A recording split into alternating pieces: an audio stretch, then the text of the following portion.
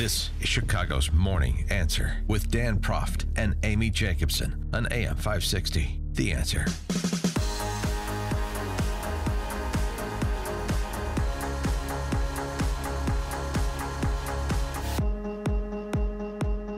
Good morning, Dan and Amy, picking up our discussion of the Chicago mayor's race, as well as including a conversation about some curious pieces of legislation rattling around in Springfield. We're pleased to be joined by State Representative LaShawn Ford, who represents part of the west side of Chicago, and he's a candidate for mayor. LaShawn, thanks for joining us. Appreciate it. And Amy, thank you. So, LaShawn, what did you do last night since you weren't invited to the Fox 32 debate? Oh, you know what? I read up on some issues, and I spent time with my daughter, Tia. Good. All right. And so we didn't watch the debate. You did not watch the debate. No, he did watch it. Oh, you did. No, you did not watch. Oh, he did not watch Did it. not. Who's there? Sean Penn, Ed Burke. Who was debating again last night? It was the Ed Burke 4, Tony. Well, not 4 because Bill Daley pulled out at the last minute. Tony Preckwinkle, Susana Mendoza, Gary Chico, Paul Vallis, and Willie Wilson. Only Bill Daley's dad would have pulled out. Never mind. So, LaShawn, give us the state of play of your campaign. Well, we are still pushing ahead. We're going to be doing the debate, or whatever Fox wants to call it, this morning at 10 o'clock. That's going to air tonight and Sunday. Our goal has always been to get the votes from the disenfranchised people and the people that have known my work for the 12 years that I've served in Springfield. And so we believe that we still have a base of people that we could get into the runoff with that's not ordinarily and typically polled in the money polls that's been conducted. So, I mean, we got in this race knowing that it wouldn't be easy, and knowing that if you want to be the mayor of the city of Chicago, you got to take it all the way to the end and win.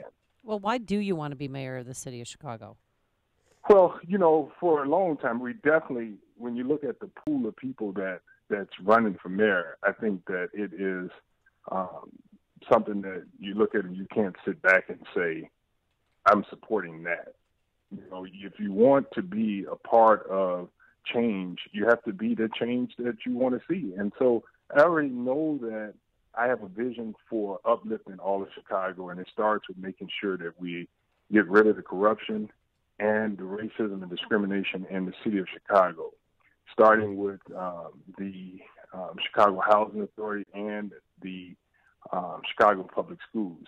You know, as I said before, there are so many vacant and abandoned properties on the south and west side that pulls down the entire value of the city. I can assure the people of the city of Chicago that out of all of the candidates, I have a vision that will heal the city of Chicago as relates to the heroin crisis and the flow of drugs that's coming into our community and illegal guns. And we could deal with the problems that are pressing in Chicago. There's not one person on the ballot right now that has the ability to go to Springfield and work out the problems, because many of the problems that's facing the city of Chicago, the answers are in Springfield.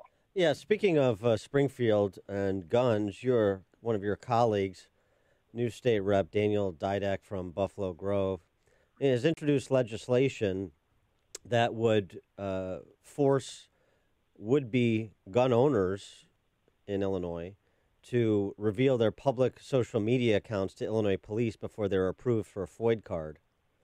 What do you think about that? What do you think about social media investigations by police before somebody can get a FOID card or buy a gun? Well, I have not read that legislation, but I did hear about it from Todd Vandermeer. Yeah, I'm sure. I'm sure you didn't hear positively from Todd about that. No, but you know what? I do listen to all sides of the issue, and I've always been against using social media to hold people accountable for certain things, because I've stood against social media investigations for employers and employees. So you have people that want to go get a job, and employers look at their social media, something that happened in the past, and they don't get the job because of something that happened in the past. Yeah. There are a lot of laws on the books right now that could deal with individuals getting the FOIA card. So I'm not sure where I stand on that one yet, but I don't like to encroach on the privacy of people as it relates to their social media. I think you're heading in the right direction on that one, but I think you're headed in the wrong direction on this legislation sponsored by one state representative, LaShawn Ford. Hey, that's you. That guy? Yep. All right, so intervening in the private affairs of parents, I mean, I not within the bounds of the law. This is a bit concerning to me. This is a bill that you filed would fine parents who bully their children. Parents who, quote, knowingly and with the intent to discipline, embarrass or alter the behavior of the minor, transmits any verbal or visual message that the parent or legal guardian reasonably believes would coerce, intimidate, harass, or cause substantial emotional distress to the minor. Any individual convicted of such an offense would be ordered to cover all court costs as well as pay a fine that will be set aside and awarded to the victim when they reach the age of 18. How does the state distinguish between a parent who is disciplining their child and a parent who, I guess, illegally embarrasses or alters the behavior of their child? Yeah, so there's a misunderstanding. There were two bills. One bill that was misdrafted, and that was tabled. But the bill that we're dealing with is social media shaming. And what we've seen, and it's been a national story where parents punish their kids and bully their kids on social media. So if a kid was found to have been smoking marijuana, and we've seen where parents make their kids hold signs up saying, "I will never smoke marijuana again," and the kid is crying, and it's on social media. That type of stuff should not happen, because when you have Sean, children, it's going to be. Mm-hmm. I have children too. That's our business. I mean, if you want to punish them that way, isn't that's none of the government's business? I don't think.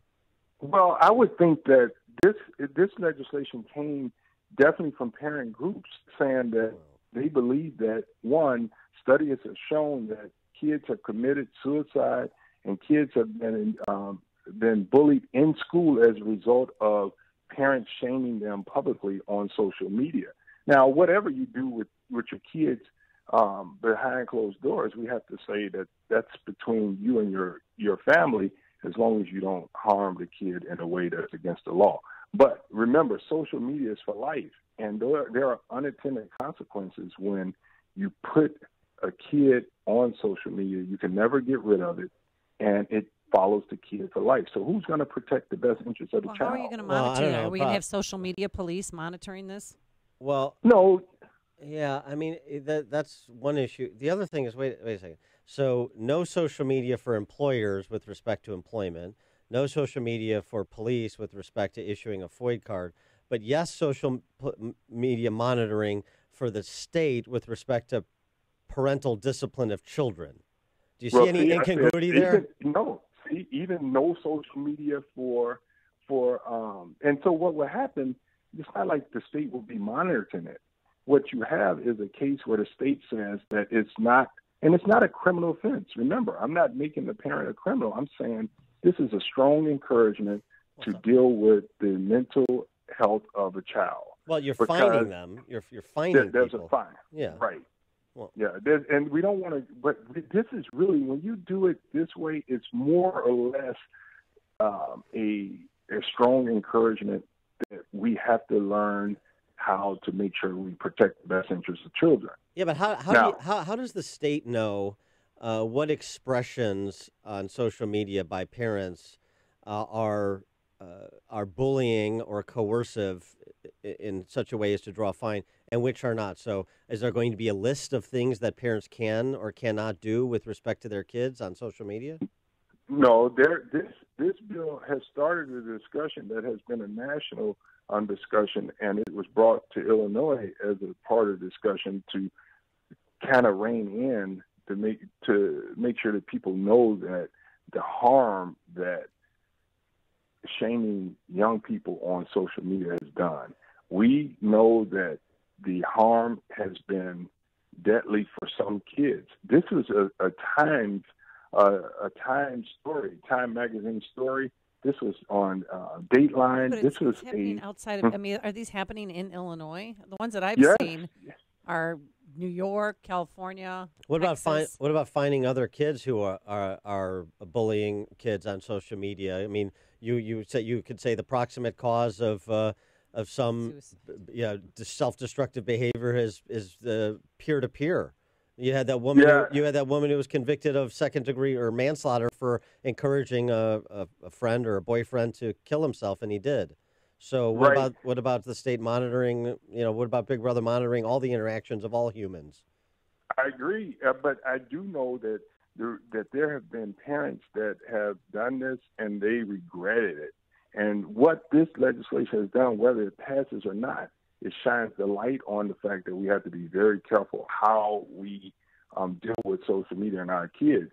We've had parents tell us that they regret that they shame their kids on social media and they can't take it off. All right. And so, yeah. All right, let me move on to something else here. Which tax increase and package of new taxes do you like the most? And you can say, all of the above. I'm sure many of your colleagues will. So the Civic Committee, the Commercial Club, where you got your 1 percentage point increase in the state income tax and the corporate tax rate, tax retirement income, consumer services, or the public sector union bosses that want a city of Chicago income tax, 3.5% on household income above $1,000, reinstate the employer head tax, LaSalle Street tax to get rid of the exchanges from the city, those pesky exchanges. Which of any of those do you support?